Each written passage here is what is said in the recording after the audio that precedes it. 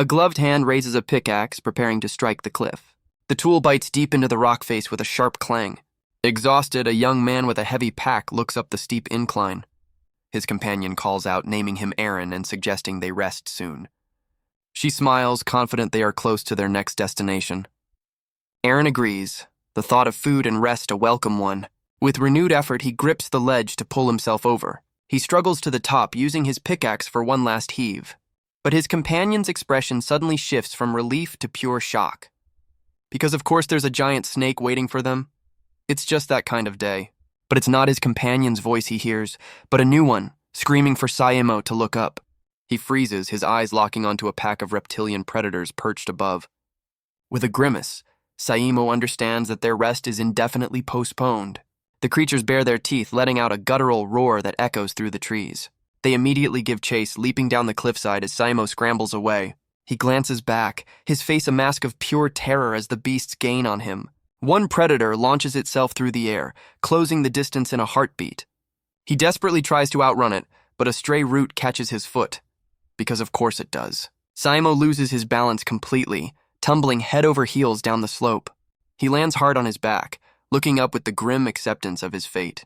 The pack of predators closes in, their low growls a promise of violence. One of them lets out a piercing roar, a final declaration before the kill.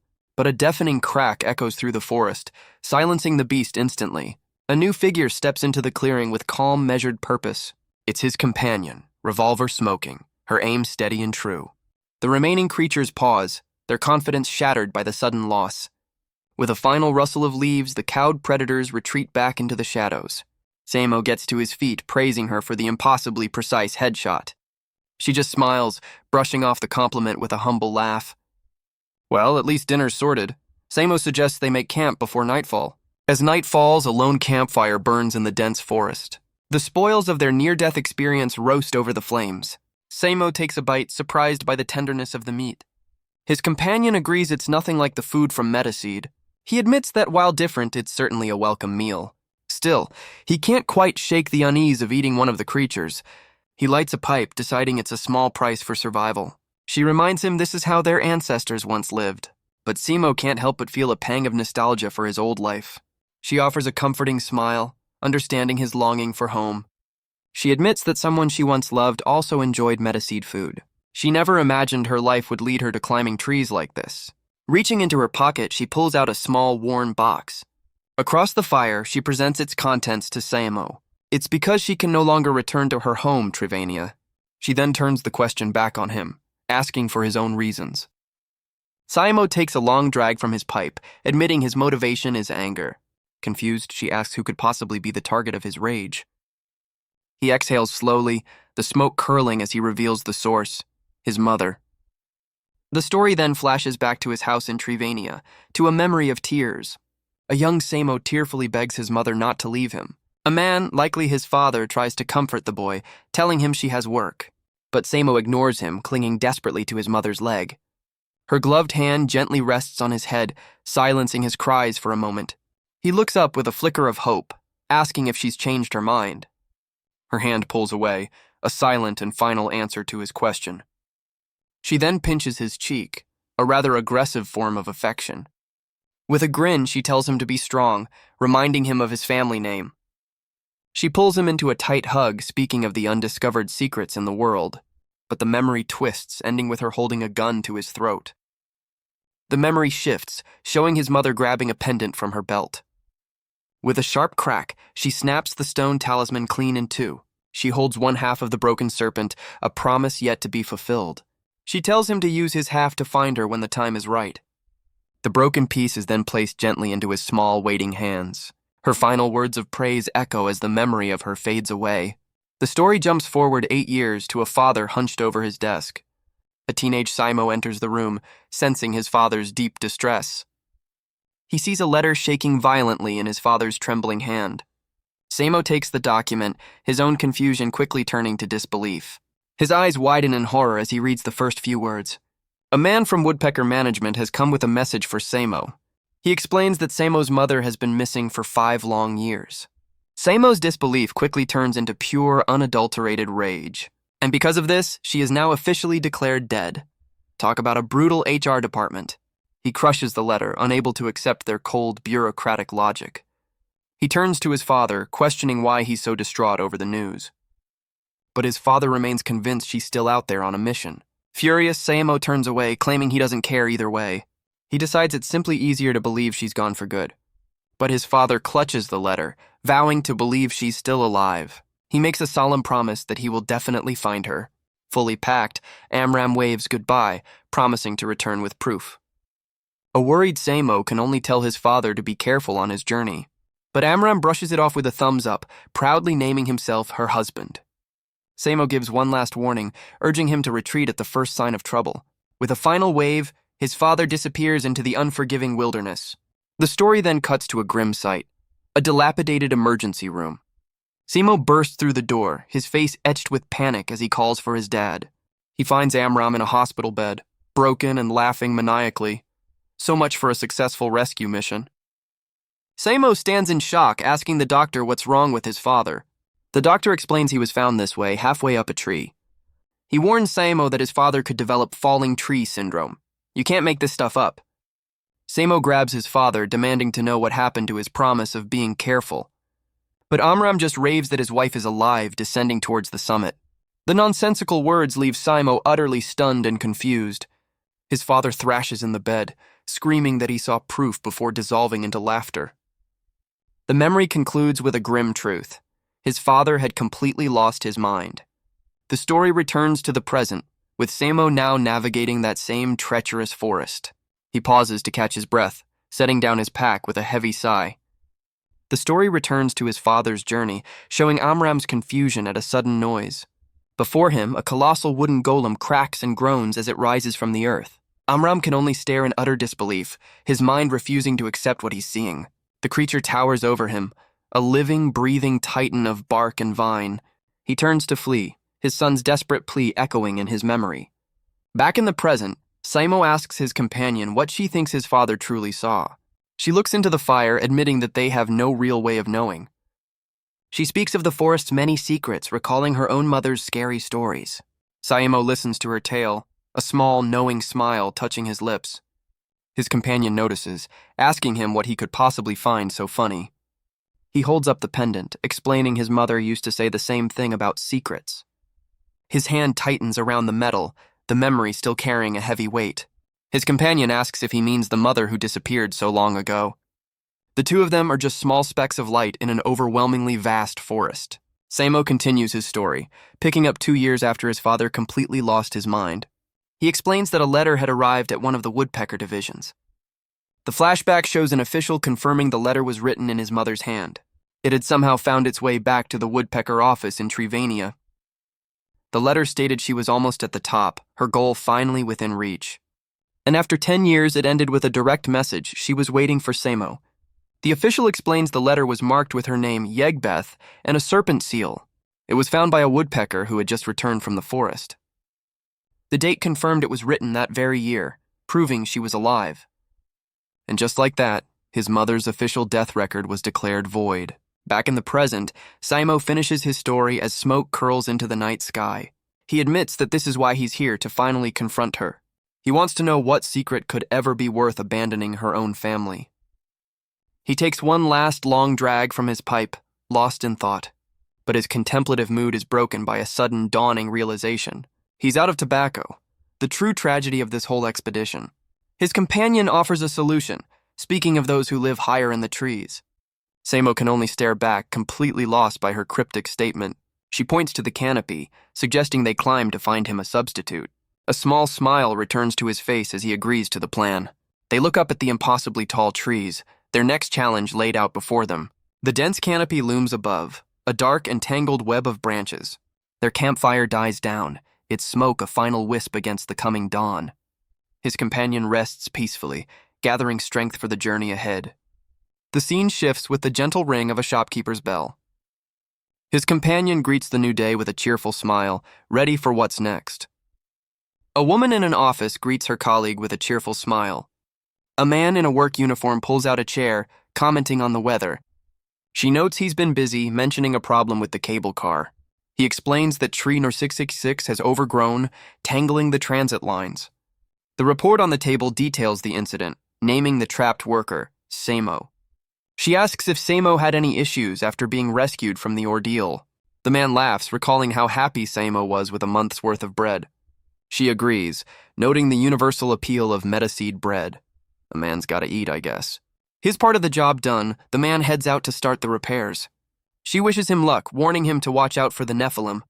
The repairman just laughs, doubting the Nephilim even exist as he heads for the door. But his hand pauses on the doorknob, a sudden thought stopping him. Because back at her desk, Ellie seems suddenly flustered by his departure.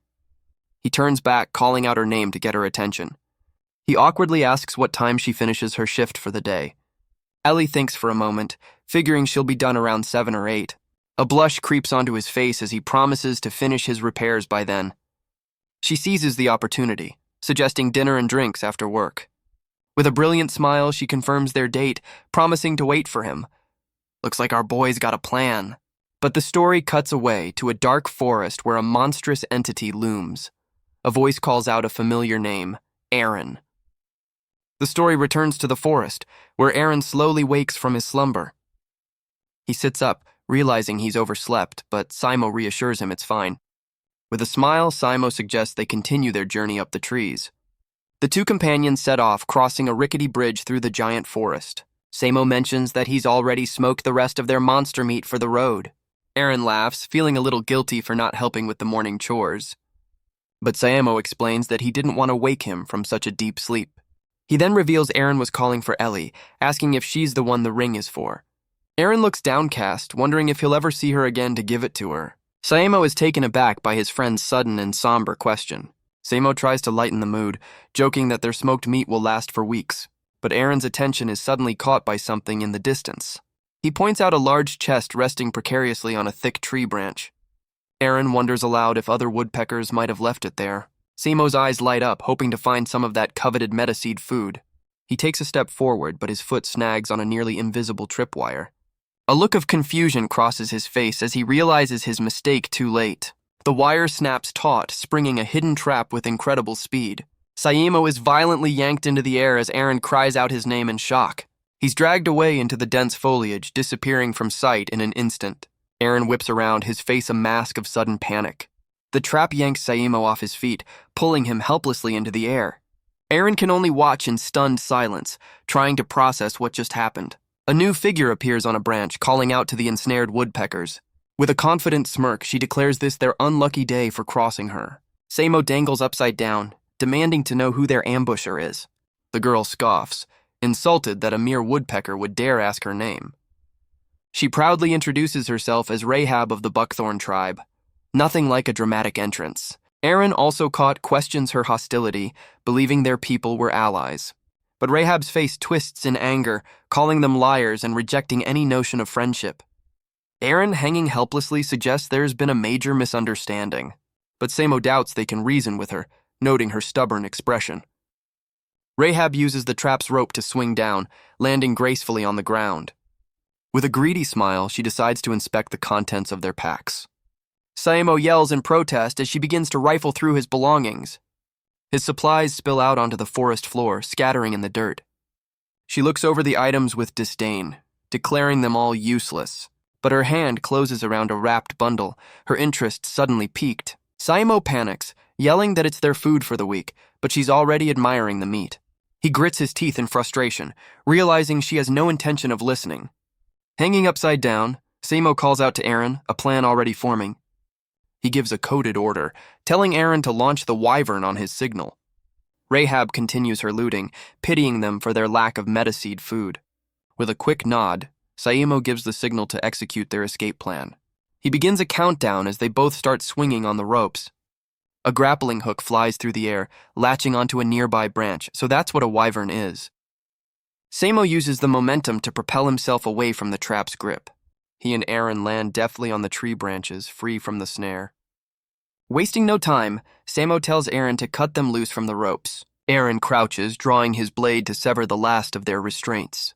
With a single slice, the rope snaps, freeing them from the trap. The sound makes Rahab turn, her eyes widening in surprise. Now on solid ground, Samo demands she return their stolen supplies, but she just chomps down on their smoked meat, completely unimpressed. Instead of answering, she gives a sharp tug on another hidden rope. A massive net springs from the forest floor, rising to ensnare them. Caught again, they can only listen as she calls them idiots. Well, she's not wrong. The scene shifts, revealing the sprawling treetop settlement of Buckthorn Village. A strange carved totem sways in the wind, adorned with runes and charms. It stands before a chieftain's tent, hinting at a deeper tribal power. Inside the chieftain's tent, a hand casts bones for a divination. A wave of energy passes over them, revealing a grim omen. The diviner's gnarled hand clenches, sensing a dark future. The shaman, Lord Crow, looks up with a grave warning. They are coming. He speaks of a prophecy, of 2 woodpeckers destined to bring ruin. His followers ask when these harbingers of doom will arrive. Lord Crow parts the tent flap, looking out over his village. With absolute certainty, he declares their arrival will be today. Meanwhile, Rahab pulls taut on the rope binding her new prisoners. She marches Saimo and Aaron through the woods, ignoring their protests. Looks like the prophecy is right on schedule. Rahab announces they're almost at their destination, dragging her prisoners along. She gives a sharp tug on a rope, a confident smirk on her face. A large bell rings out, signaling their approach to the village. With a cheerful wave, she announces her triumphant return. She calls out to someone named Banana Tree, of all things. She then excitedly claims 3 bananas for herself, 1 for each person. Can't argue with that math. A wooden platform begins its descent from the high canopy above. The makeshift elevator lands with a heavy thud on the forest floor. Rahab wastes no time kicking her captives onto the crude lift. Saimo winces in pain as Aaron questions why they're being taken prisoner. Aaron suggests they might find tobacco in the village, which is enough for Saimo to endure the capture. The crude wooden elevator begins its slow, creaking ascent into the canopy. It locks into place with a heavy thud, securing them at the village entrance. A hooded villager greets Rahab, asking if her patrol yielded any good loot. She replies with disappointment, complaining that her captives were poor. But the man's expression shifts to one of dawning horror as he asks a question. He nervously asks if she brought back 2 men, which she proudly confirms. The villager's face contorts in pure terror, realizing the prophecy is coming true.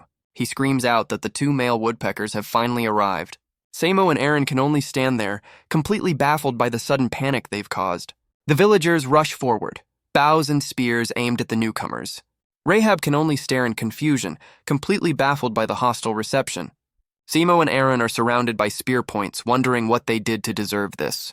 A ceremonial censer swings from a gnarled wooden staff, filling the air with tension. The shaman, Lord Crow, emerges with his followers, his presence silencing the crowd. He confirms his vision, declaring them the 2 woodpeckers who will bring ruin. One of his followers bows his head, ready to carry out his leader's command.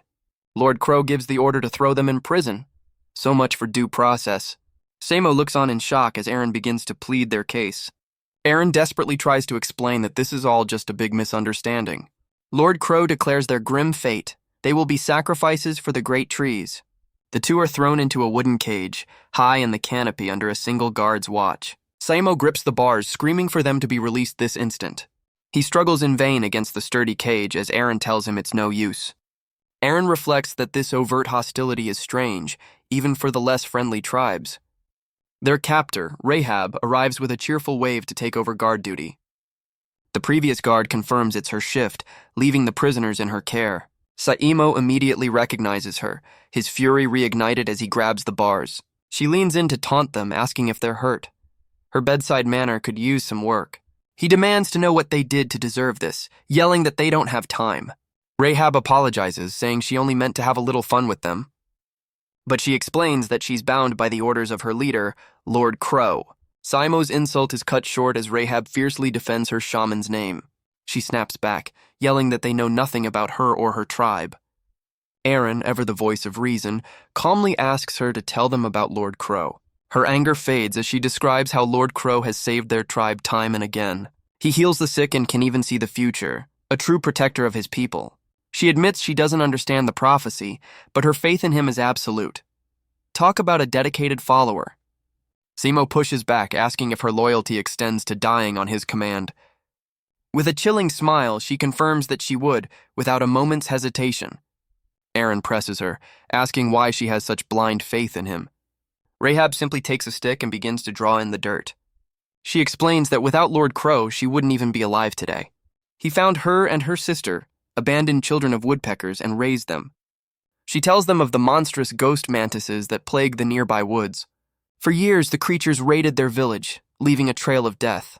But it was Lord Crow's sorcery that finally drove the beasts away for good. Her story turns bitter as she recalls her sister falling for a woodpecker. Lord Crow saw it as the devil's work, blaming himself as more orphans left. Sounds like a bit of a control freak, if you ask me. Now, she is the only one left, and she vows to never betray him. But Samo listens with suspicion, sensing a flaw in her story about the ghost mantises. Rahab admits she only shared so much because they're going to die tomorrow anyway. Samo retorts that they wouldn't be in this position if she hadn't captured them. She offers a surprisingly genuine apology for her part in their grim fate. As a consolation, she offers to grant them one last wish before the end. You know, standard executioner hospitality. The night passes and the first rays of dawn break through the dense canopy. Rahab looks up, announcing that their final day has officially begun. She leaves them with a final instruction: think carefully about what they want. A new guard arrives, informing them that the time for the ritual has come. Bound and paraded through the village, Samo can only wonder how it all went so wrong. Aaron whispers to Samo, admitting the story about Lord Crow doesn't sit right. Samo agrees, finding the whole tale of the ghost mantises far too convenient. The villagers murmur amongst themselves, calling the two the devil's children. A ceremonial censer swings, filling the air with a thick, aromatic smoke. Lord Crow raises his staff, officially beginning the sacrificial ceremony. He begins a low chant, his words lost in the billowing clouds of incense. The smoke quickly envelops the area, obscuring everything from view. But Samo catches a whiff of the scent, his eyes widening in recognition. The memory of Rahab's story resurfaces, of her sister leaving with a woodpecker, and of Lord Crow blaming the devil as more orphans abandoned his tribe. The pieces click into place, and Samo realizes the truth behind the sorcery. He screams at the villagers that they're being tricked, demanding to know what happened to the other orphans. He exposes Lord Crow's secret. There's no magic, just incense and food to control the ghost mantises. Samo wagers their lives on it, yelling that the creatures will appear any second. As if on cue, the thick smoke begins to part, revealing a shape in the trees. A massive, scythe-like leg emerges from the haze, confirming his worst fears. The monstrous form of the ghost mantis slowly materializes from the smoke. It lands on a branch above, its presence sending a wave of panic through the crowd. But Lord Crow calmly tells them not to fear, calling the beast an envoy for the trees. Sure, an envoy with giant pincers. The shaman begins his chant, putting on a show for his followers as the mantis watches. The villagers watch in awe, convinced Lord Crow has tamed the beast. But Samo exposes the truth. He's only controlling it with incense and sacrifices. He calls out to Rahab, revealing that ghost mantises are solitary hunters. Aaron reminds her of her promise to grant them one final wish. Their request is simple: destroy the shaman's incense burner. Lord Crow tries to guilt her, reminding her of the debt she owes him. A classic villain move.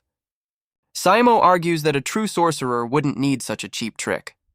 Torn between loyalty and the truth, Rahab covers her ears in turmoil. As she hesitates, the ghost mantis raises its deadly scythes. Aaron pleads with her one last time, their lives hanging in the balance. Samo screams the final, painful truth. Lord Crow is the reason she lost her sister. Her weapon, a sharp scythe, flies through the air with deadly purpose. It strikes the shaman's censer with a sharp clang, shattering his control.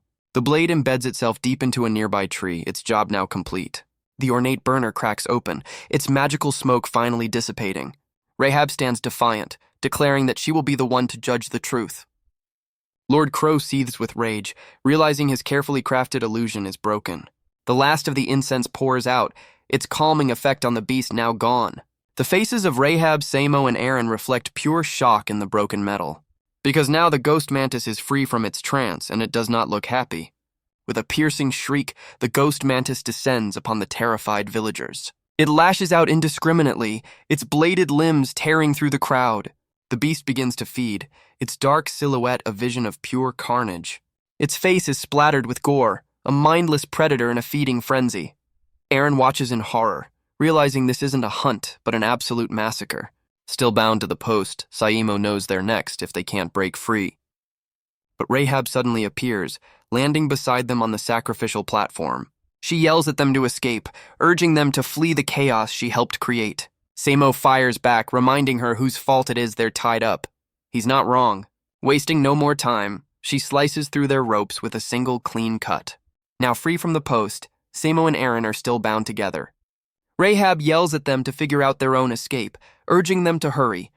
The villagers rally, lighting their arrows with a strange smoking substance. On command, they let loose a volley of arrows at the rampaging beast. The projectiles explode on impact, engulfing the mantis in smoke and fire. The creature recoils from the blast, staggering back into a nearby tree. The force of the impact sends a tremor through the platform, knocking Samo off balance. He and Aaron are thrown to the ground, the chaos escalating around them. But the smoke clears to reveal the mantis is completely unharmed. So much for that plan. It raises its bladed limbs, preparing to unleash another wave of destruction. The beast tears through the village, its scythes a blur of bloody carnage. Aaron falls to his knees, his mind shutting down at the sheer horror of the massacre. The ghost mantis stands triumphant over the fallen, a monster unleashed.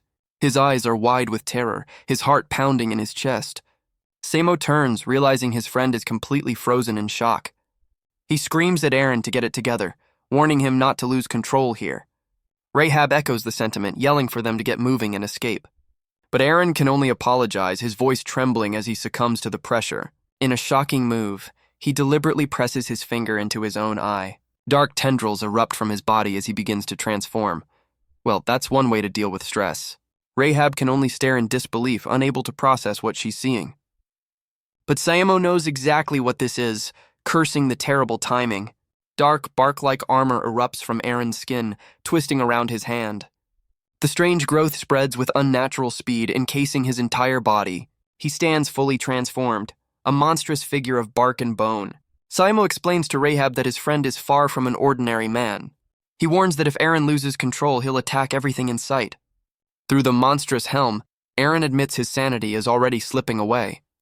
The ghost mantis pauses its slaughter, turning to face this new challenger. Without a moment's hesitation, the transformed Aaron launches himself into battle. Aaron in his monstrous form lands a devastating blow on the ghost mantis. The creature's exoskeleton cracks under the sheer force of the impact. More jagged armor erupts from his back as his transformation intensifies. He follows up with a sweeping strike, severing the mantis's bladed limbs. With terrifying strength, he grabs the beast's head in a crushing grip. He tears the monster apart, ending the battle in a shower of gore. The monstrous armor begins to crack and fall away, revealing an exhausted Aaron. Rahab can only stare in disbelief, stunned by how easily he dispatched the beast. The villagers emerge, relieved the mantis is dead but confused about their shaman's fate. But the fight isn't over as the transformed Aaron now turns his attention to Samo. Samo screams at the villagers, warning them to run for their lives. The monstrous Aaron lunges forward, his new target the terrified crowd. His tendrils lash out, impaling the fleeing villagers without mercy. The rampage continues, a brutal and indiscriminate display of power. Samo narrowly dodges a strike, scrambling to stay one step ahead. Rahab intercepts the attack, demanding to know how to stop this monster. Samo yells out a plan. She needs to create a diversion for him. With a determined look, Rahab agrees to the risky maneuver. No time for a committee meeting, I guess. She leaps forward, calling out to draw the creature's full attention. The transformed Aaron turns, his gaze now locked onto his new challenger. Rahab leaps into action, gracefully dodging the flurry of deadly tendrils. The monstrous helm on Aaron's face cracks and shifts, a sign of his unstable power. As the monster lands, Samo takes cover, waiting for his moment to strike. With the diversion in place, Samo sprints from his hiding spot, closing the distance. He slams into his friend's monstrous form, trying to break through the rage. Samo screams his friend's name, desperately trying to reach the man inside the monster. He reminds Aaron of his promise to find a cure for this very condition. He pleads with him to remember Ellie, to fight back for the woman he loves. The words seem to hit their mark as the dark armor begins to shatter and fall away. The transformation recedes, leaving a dazed and exhausted Aaron in its wake.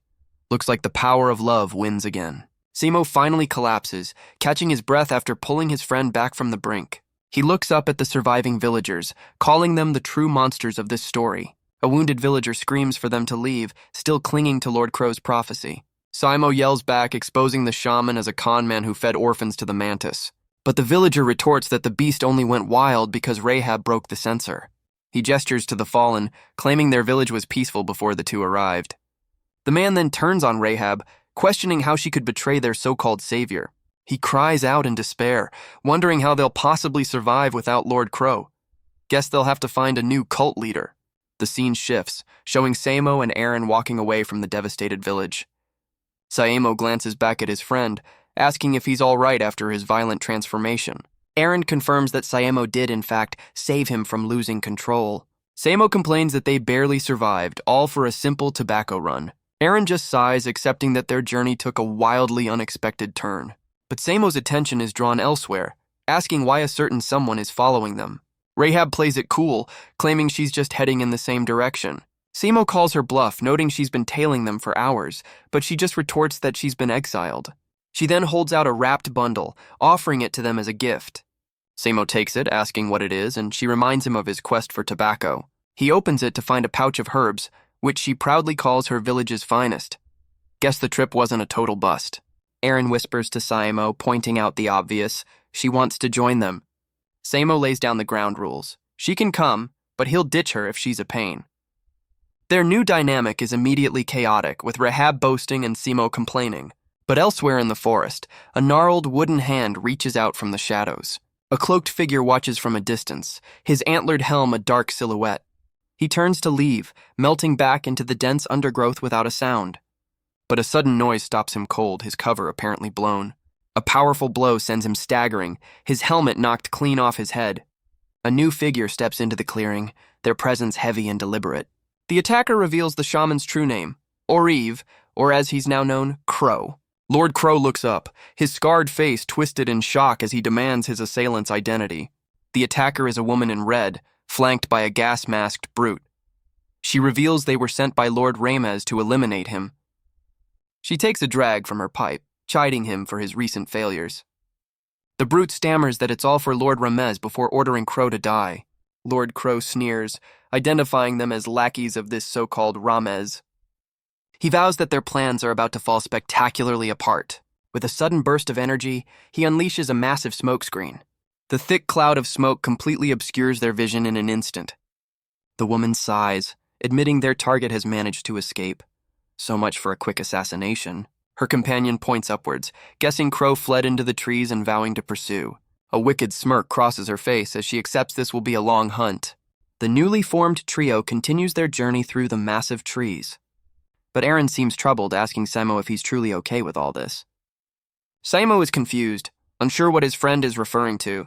Eren clarifies, worried about his monstrous nature and the shaman's prophecy. But Saemo dismisses the prophecy, saying he was always ready for a hard road. He reassures his friend that to him he's still just Eren. Their conversation is cut short as Rahab calls out from ahead. Looks like she's actually useful. Saemo realizes she's found a sign leading them to the woodpecker base camp. They soon arrive at Yurimok, a sprawling settlement built into the trees. Eren can only stare in awe, having only heard stories of this place. Rahab is immediately impressed by the settlement, calling it rather shiny. Saemo suggests they find a saloon to rest before getting supplies tomorrow. They soon find themselves outside a noisy establishment called the Sleeping Warden. Inside, the saloon is bustling with woodpeckers drinking and playing cards. The trio steps through the door, a new set of faces in a familiar crowd. A young barmaid looks up from her work, her attention caught by the newcomers. A man in a full suit of armor is called out by name, Idro. He's promptly scolded by his boss for slacking off instead of working. The barmaid chimes in, yelling at him to stop playing cards and do his job.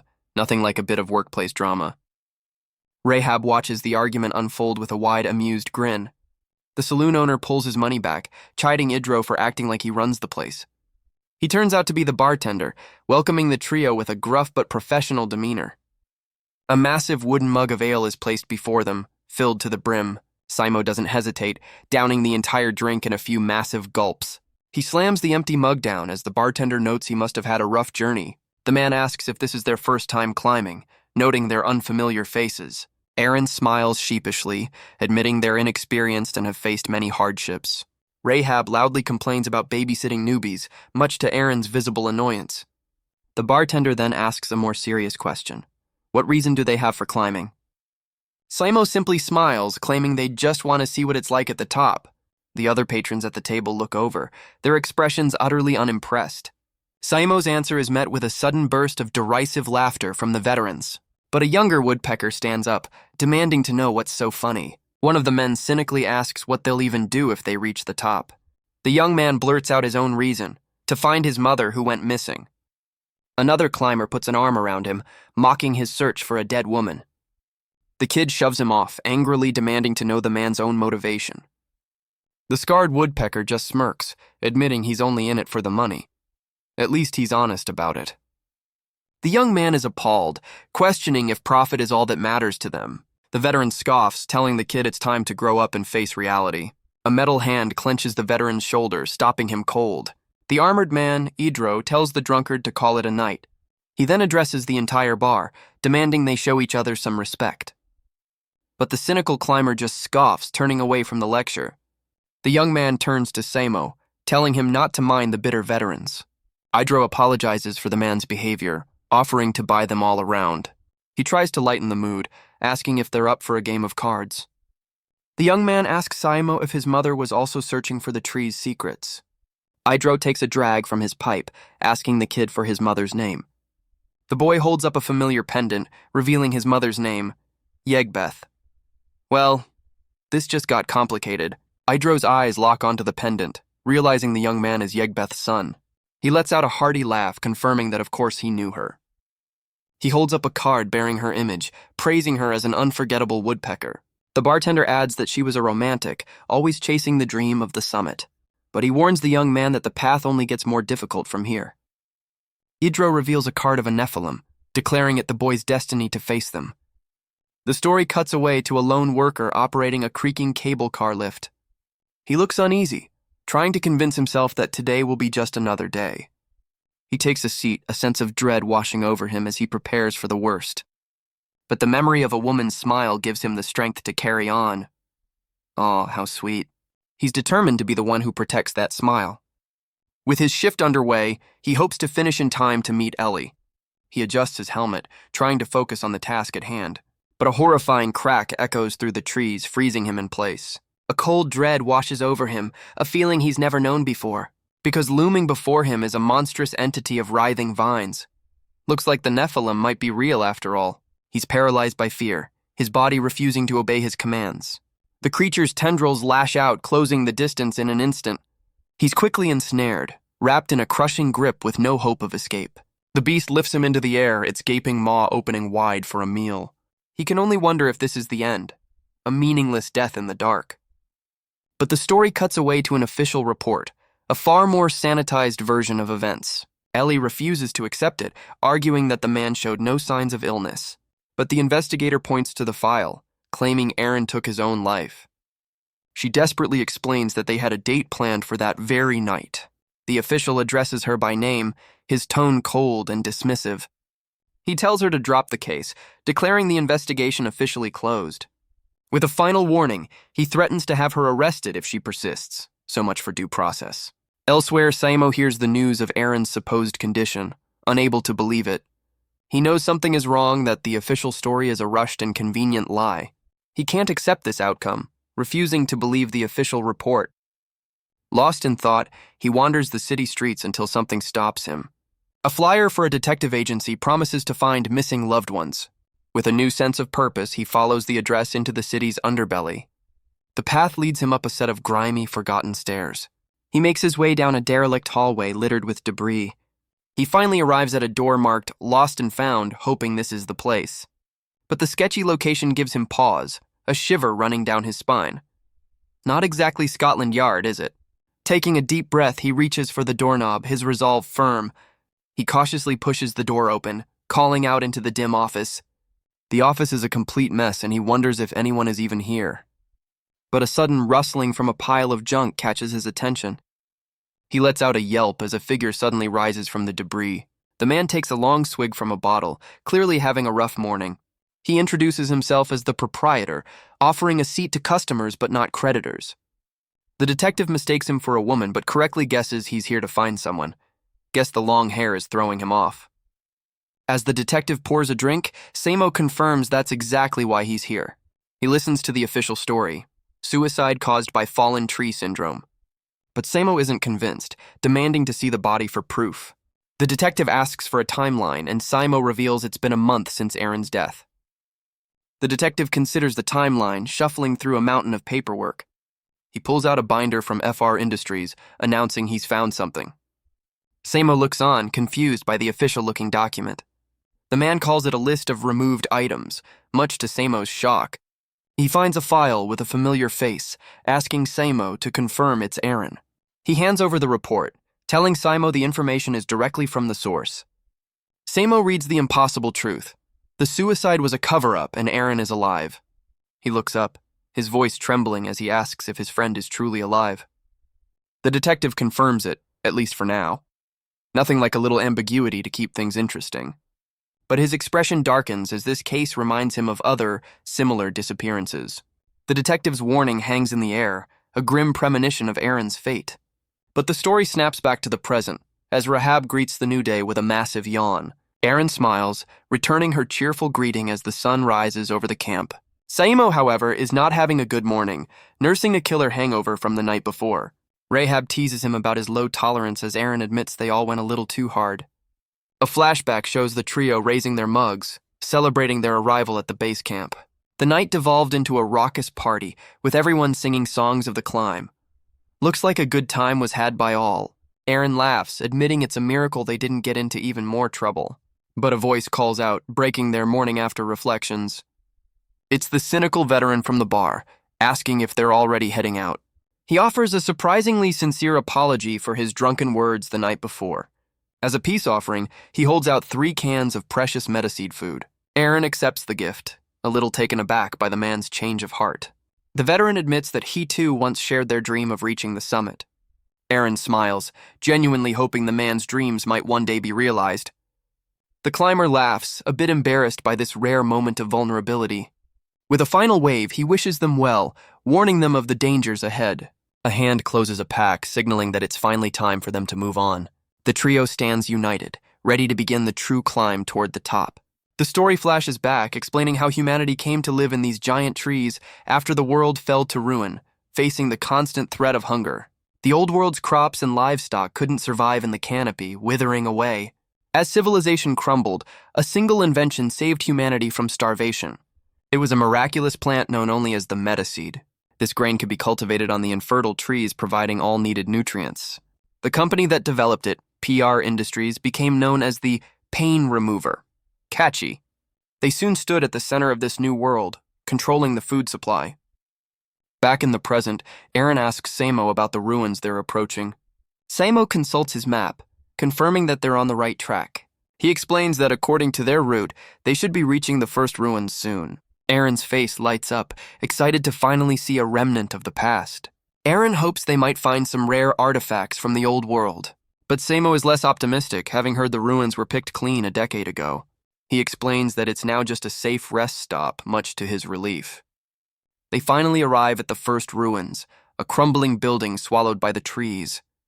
The trio can only stare, stunned by the sheer scale of the ancient structure. They cautiously make their way inside, navigating the rubble and overgrowth.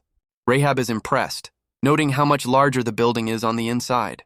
Aaron wonders aloud about the kind of lives people from the old world once lived. With a grin, Rahab eagerly urges them to explore deeper into the ruins. Famous last words. Guided by a single lantern, they descend into the building's dark, silent depths. Aaron leads the way, his lantern cutting through the oppressive darkness. They step through a collapsed wall, entering a much larger chamber. But Aaron suddenly holds up a hand, bringing their exploration to a halt.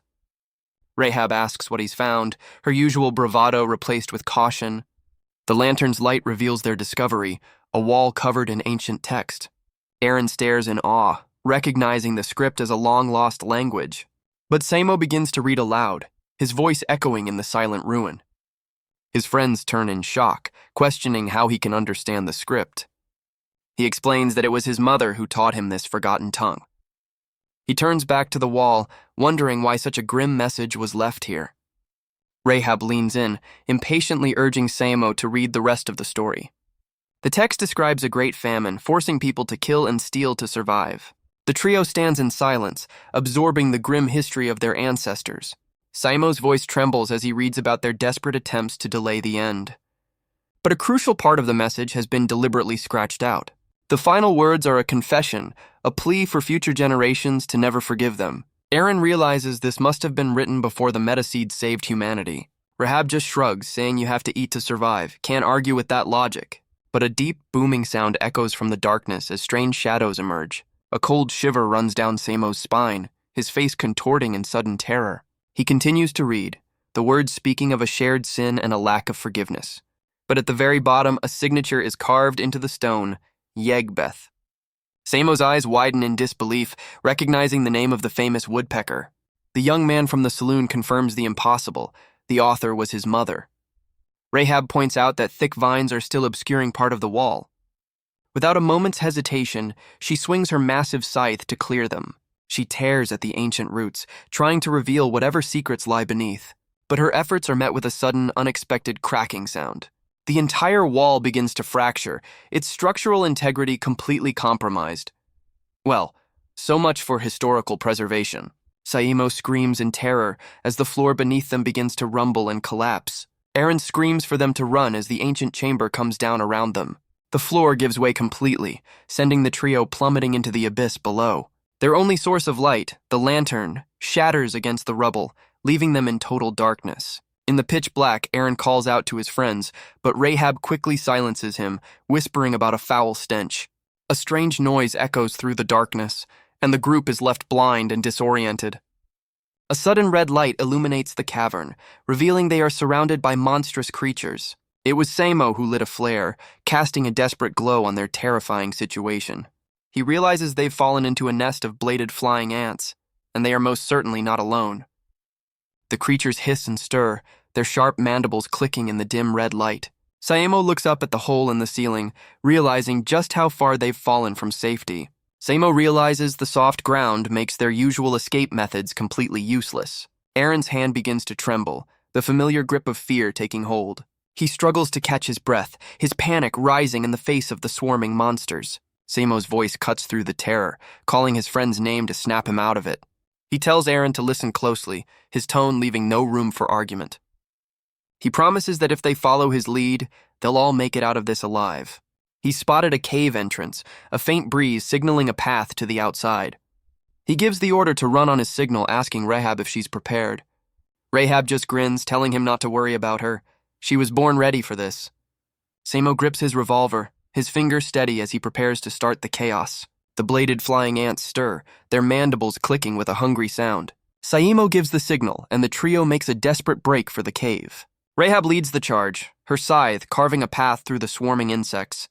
Guess she's their designated pest control. Eren provides covering fire, his rifle blasting away at the encroaching horde.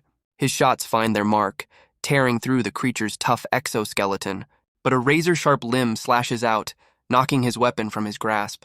He stumbles back in terror as one of the massive beasts lunges forward.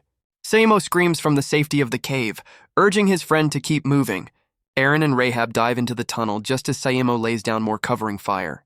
But looking back, he realizes the swarm is endless, yelling for them to run. Rahab screams that they have reached the end of the tunnel, urging the others forward. They emerge onto a natural bridge, finally escaping the suffocating darkness of the nest. Samo breathes a sigh of relief, realizing they've made it back to the open air. But Rahab looks back, wondering why the swarm of creatures suddenly stopped following them. A deep, ominous rumbling begins to echo from the blackness of the cave. The sound erupts into a deafening roar, shaking the very air around them. Eren's voice trembles as he asks what could have possibly made that sound. A cold dread washes over Samo, who knows it can't be anything good. Rahab screams a warning, confirming their worst fears. Something is coming. A monstrous armored beast smashes through the cave mouth, revealing the nest's true master. Well, so much for a clean getaway. With a desperate scream, Samo signals the retreat as the monster gives chase. They sprint across the stone bridge, the colossal beast hot on their heels. He spots a staircase, their only hope for escape from this death trap. The creature's bladed leg smashes down, narrowly missing Eren as he scrambles away. Samo grips his rifle, knowing he has only a single bullet left in the chamber. His friends call for him to hurry, their own escape far from certain. But Samo stands his ground, raising his weapon for one last, desperate shot. He fires, not at the beast, but at the crumbling ceiling directly above it. The shot shatters the ancient stone, sending tons of rubble plummeting down. The massive beast is crushed beneath the debris in a shower of gore.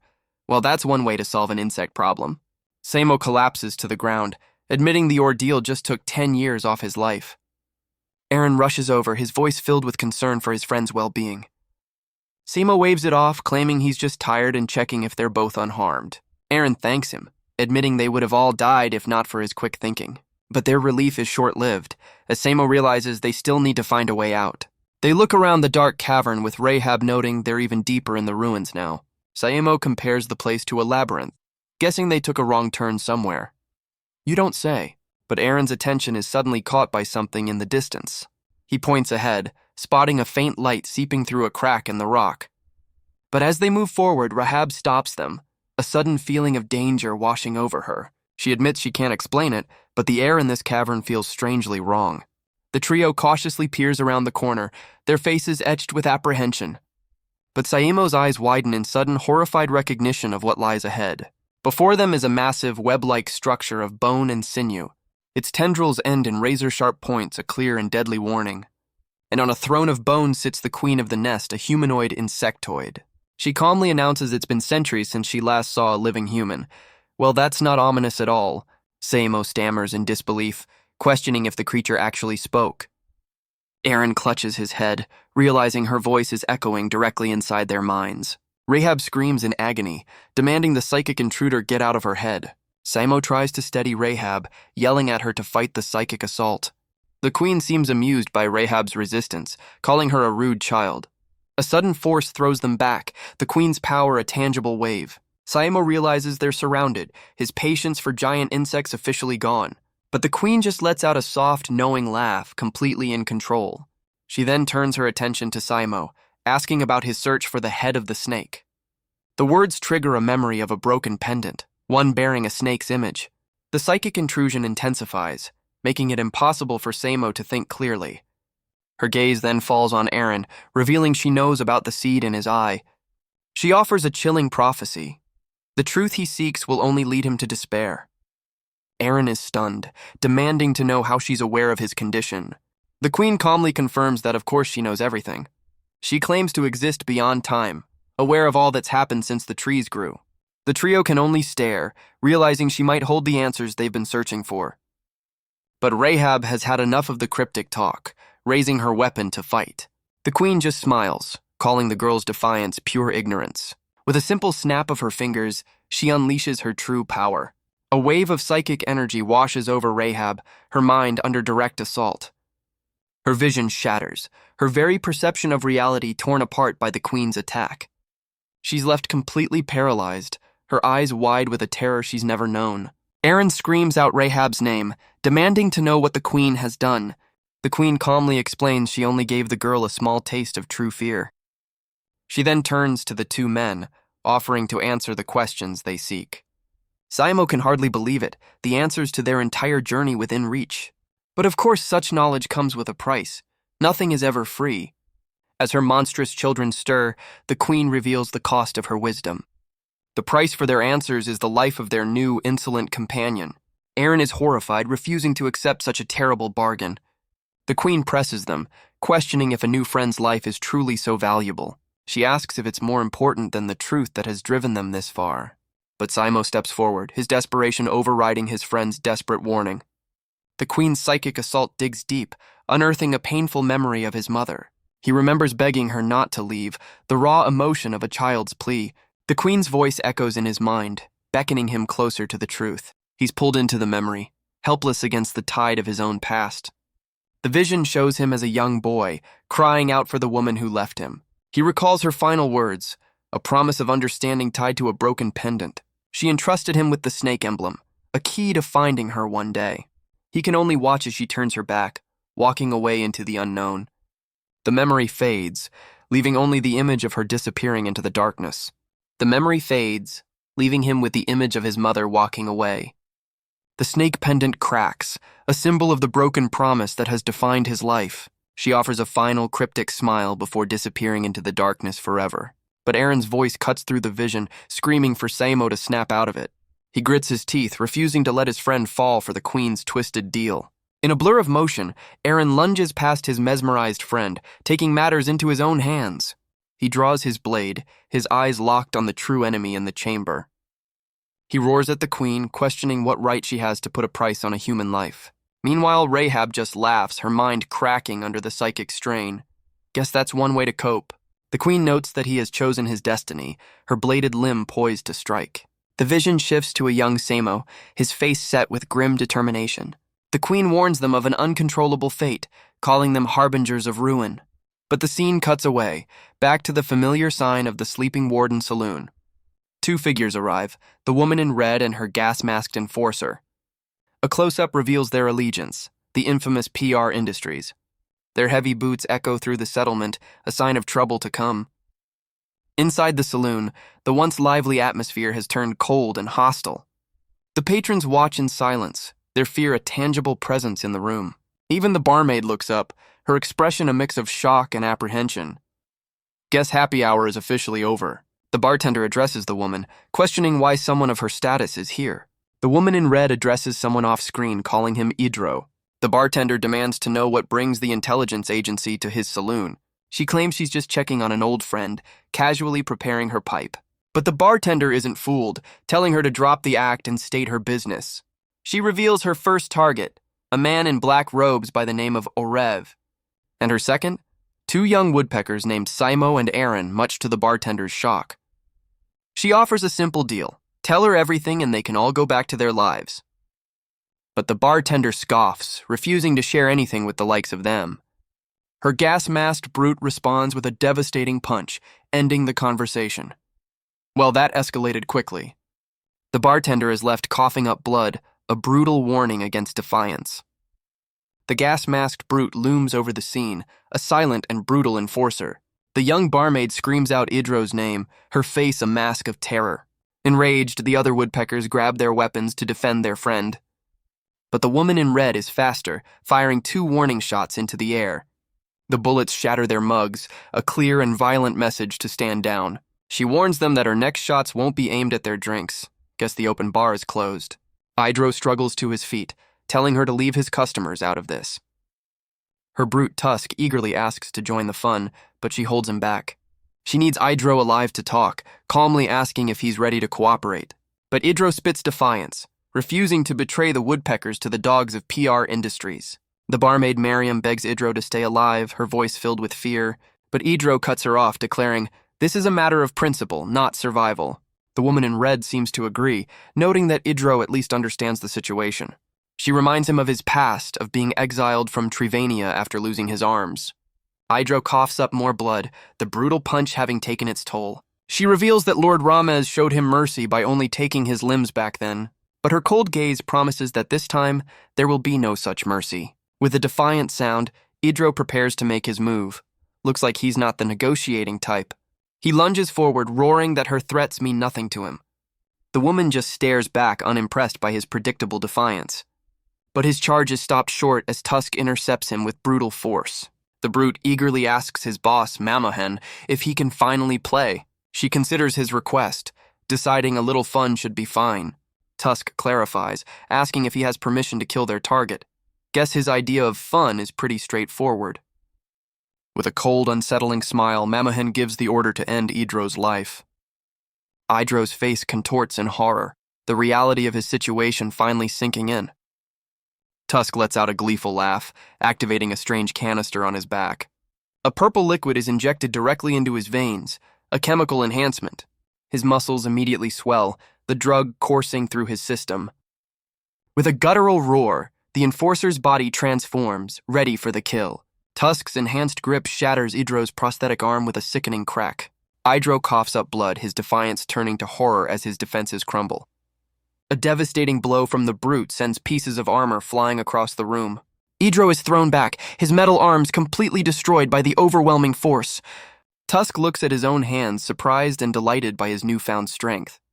A muffled, childish laugh echoes from behind the brute's gas mask. He clenches his fist, declaring that smashing things is his favorite pastime. Guess he's a simple man with simple pleasures. Beaten and broken, Idro resigns himself to his fate, believing this is the end. But at the last second, he screams out that he'll tell them everything they want. The barmaid rushes to his side, begging them to stop, confirming he'll talk. Manhwa looks on, unimpressed, but gives the order for him to talk. Idro tries to refuse, coughing up blood as he warns against cooperating. But Miriam pleads with him, insisting that his survival is what matters most. She reveals that Samo, Aaron, and Rahab headed for the first ruins days ago. She adds that a man in black was also spotted nearby, searching for the group. Manhwa processes the information, realizing all her targets are in one place. With a new lead, she calls off her brute, declaring that playtime is over. She gives Idro a final, chilling warning that he only lives because his employee talked. After they leave, Idro confronts Miriam, asking why she sold out Samo. The young barmaid can only look away, ashamed and terrified of what she's done. Miriam holds Idro, who insists that what matters is that everyone survived the ordeal. The story cuts to a new trio of climbers, whose leader notes their journey is going smoother than expected. The youngest of the group dreams of finding artifacts to sell to PR Industries for a massive payday. But their leader warns them not to get complacent, reminding them of rumors about a stalker in the area. One of his companions just scoffs, confidently boasting that their party is invinci. His words are cut short as a projectile pierces his throat in a spray of blood. So much for being invincible. The young woman can only stare in utter shock, her face pale with terror. Their leader immediately draws his weapon, screaming for them to get down as they're under attack. She rushes to her fallen friend's side, desperately trying to stop the bleeding. But their leader can't find the source of the attack, trapped by an unseen enemy in the trees. The leader spots a glint of light, pinpointing their attacker's position. She charges forward, ordering her companion Eggle to provide covering fire. A wild, triumphant laugh escapes her lips as she closes in on her target. A man with crossed blades leaps from the trees, impressed by her skill. He smirks, demanding they hand over everything they own, except their money. The story then cuts to a flashback, a grim noose hanging from a branch. A young man argues with a merchant over the outrageous price of a weapon. The merchant scoffs, explaining that supply and demand is a harsh mistress up here. The boy desperately tries to haggle, but the merchant isn't budging an inch.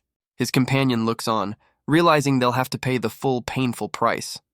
But Rahab steps forward, clearing her throat to take over the negotiations herself. She puts on a charming act, asking for a discount for the poor, unskilled rookies with big hearts. The merchant is immediately flustered by her plea, agreeing to lower the price just a little. He offers them the gear for 700 puz, leaving the boys in awe of Rahab's haggling skills. With the deal made, the merchant asks why they look so worn out from the first ruins. Aaron explains that a few days ago, they stumbled upon a nest of bladed flying ants. The merchant takes a nervous drag from his pipe, shocked that such a vicious species was found there. He admits the upper levels are growing more chaotic, having lost contact with other climbers. Samo looks concerned, guessing the missing people might have been attacked by a wild beast. Rahab dramatically chimes in, suggesting it could have been a giant monster instead. Aaron's face pales as he wonders if it could be a Nephilim. The merchant takes a drag from his pipe, admitting that monsters are indeed scary. But he warns them that humans are the most dangerous creatures of all. With that ominous advice, the trio continues their journey into the dense woods. Aaron looks around nervously, noting how the thick canopy blocks out the sun. Samo agrees, reminding them to stay on guard after the merchant's warning. But Rahab's sharp eyes catch a sudden blur of motion whizzing past. She screams for her friends to duck, her voice filled with sudden panic. Two massive blades slice through the air, aimed directly at the group. Samo hits the dirt, letting out a yelp as the weapons fly just over his head. The blades sink deep into the tree, right where Samo's head used to be. He spins around, rifle at the ready, as a voice gloats about finding more prey. A masked figure leaps from the canopy, blades glinting in the dim light. He lands with practiced ease, pinning one of his own weapons with his boot. The man reveals a scarred face and a predatory grin, calling them his next meal. But Rahab's eyes dart around, warning them that this man didn't come alone. Figures emerge from the shadows, revealing the trio is completely surrounded. Well, so much for a quiet walk in the woods. Aaron's face pales, realizing they walked right into a well-laid trap. The bandit leader lets out a wild laugh, pleased that his victims know their fate. Samo grits his teeth, realizing these are the raiders the merchant warned them about. Rahab takes stock of their situation, realizing they're too outnumbered to fight through. But Samo's mind is already racing, focused on a single desperate objective. He turns to his friend, his voice low as he calls out Aaron's name. Aaron's face fills with dread, understanding the terrible risk in Samo's plan. With a flicker in his eye, Aaron reluctantly agrees to the dangerous gambit. Saimo steps forward, trying to buy them time by asking the raiders their demands. One of the bandits grins, demanding all their gear in exchange for their lives. How generous. The leader adds a chilling caveat. Their boss has special plans for any survivors. With a wild laugh, the bandit leader charges in, eager to start the fight. Saimo screams the signal, unleashing whatever desperate plan they've concocted. Eren lets out a guttural cry as strange, vine-like tendrils burst from his body. The bandit leader's shock quickly morphs into a wide, predatory grin. The tendrils form a monstrous exoskeleton, and the bandit realizes he's not hunting a man, but a monster. Eren is completely consumed by the transformation, becoming a terrifying creature of bone and vine. With a wild laugh, the bandit leader leaps in, thrilled by the prospect of a real fight. His men open fire from the trees, unloading their weapons on the transformed boy. But the bullets just ricochet off Eren's new impenetrable armor.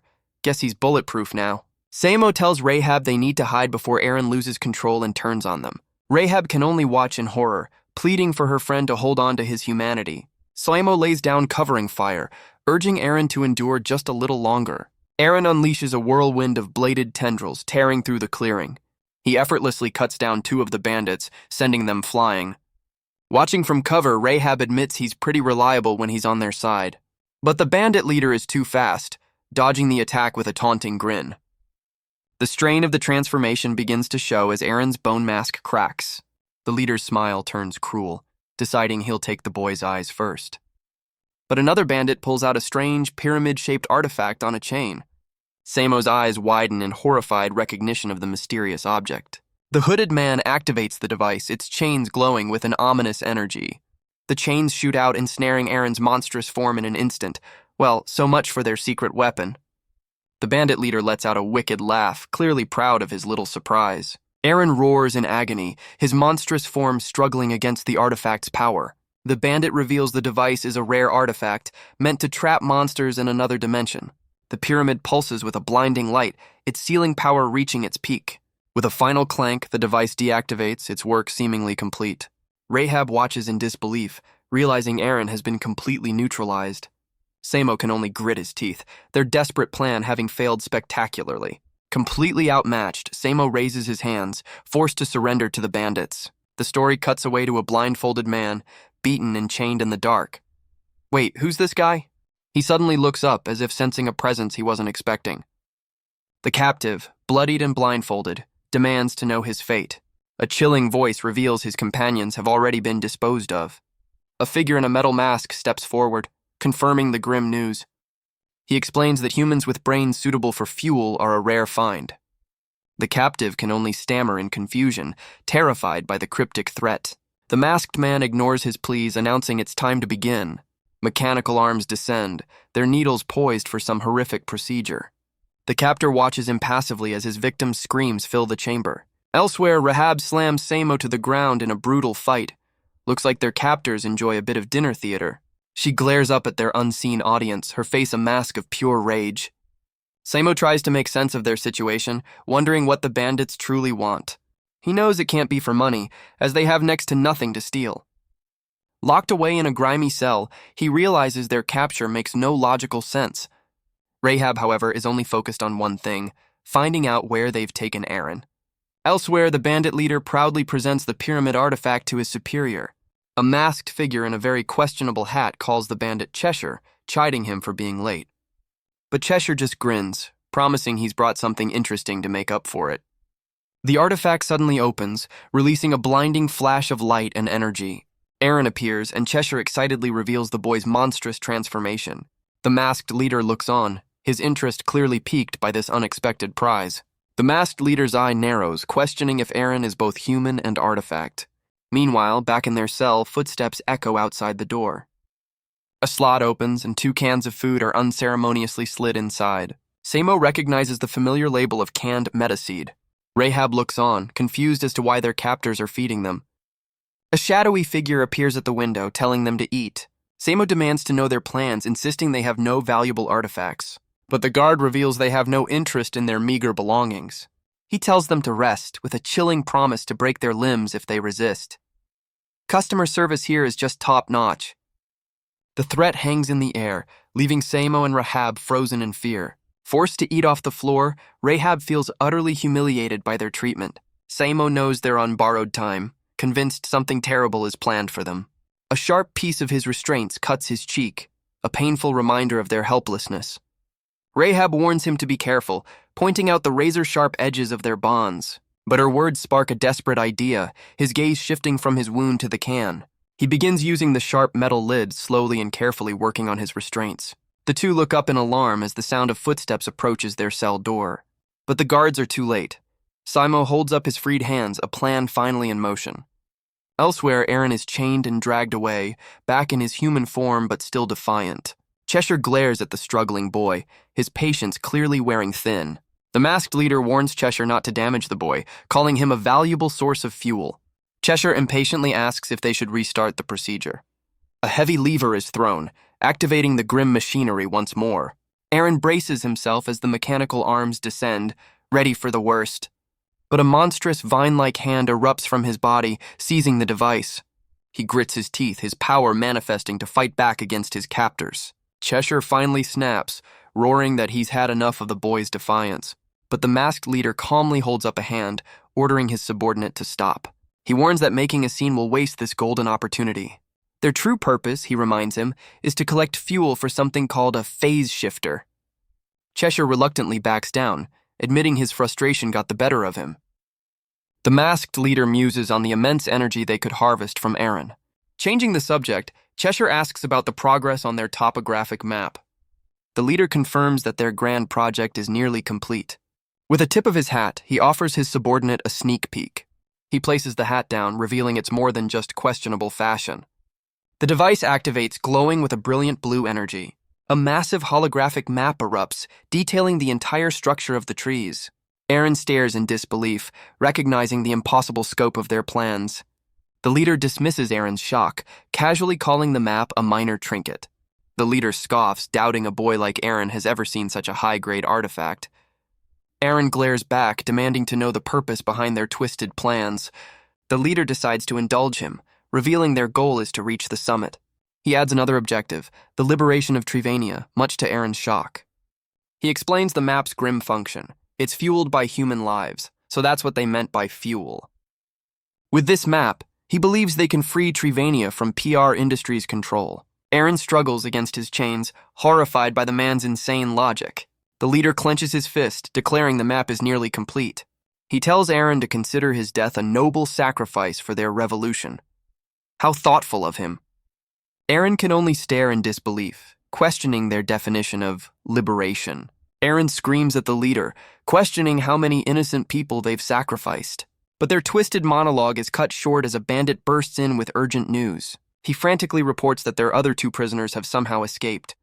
Well, speak of the devils. Elsewhere, Saimo and Rahab crawl through a dark, winding ventilation shaft.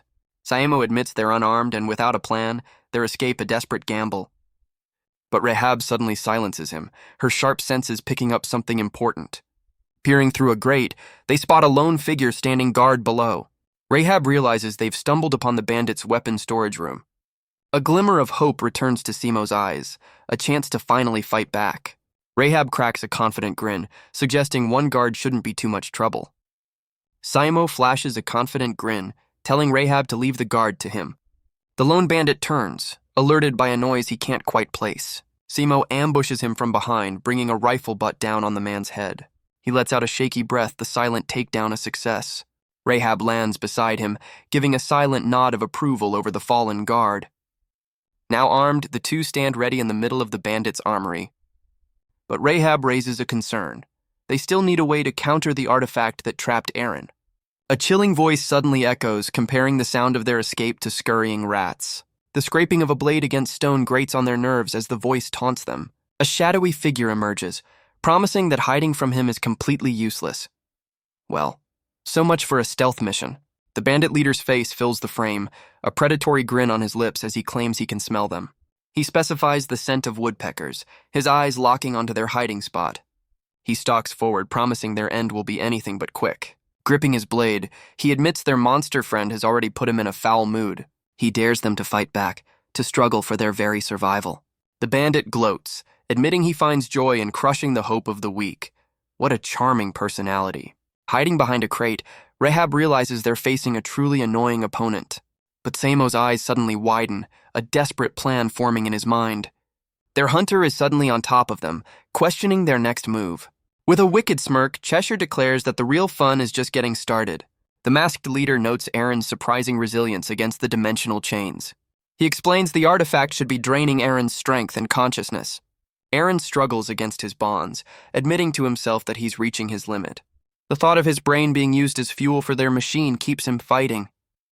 Cheshire tries to justify his actions, calling Aaron's death a noble sacrifice for the cause. But Aaron's defiant glare shows he's not buying into their twisted ideology. He calls the man a hypocrite, seeing through the self-righteous justifications. The leader's eye narrows, his composure finally cracking at the accusation. Aaron points out the obvious flaw in their logic. They could just leave Trivania. He screams the truth, that they're just as dependent on the metaseed as anyone else. Aaron throws the man's hypocrisy back in his face, calling him a deluded murderer. The leader's rage boils over, and he drives a knife deep into Aaron's chest. Aaron coughs up blood, the brutal attack silencing his defiance for a moment. The masked man leans in, questioning if Aaron truly thinks he's the crazy one. He screams that it's not him, but the world itself that has gone insane. Classic villain monologue.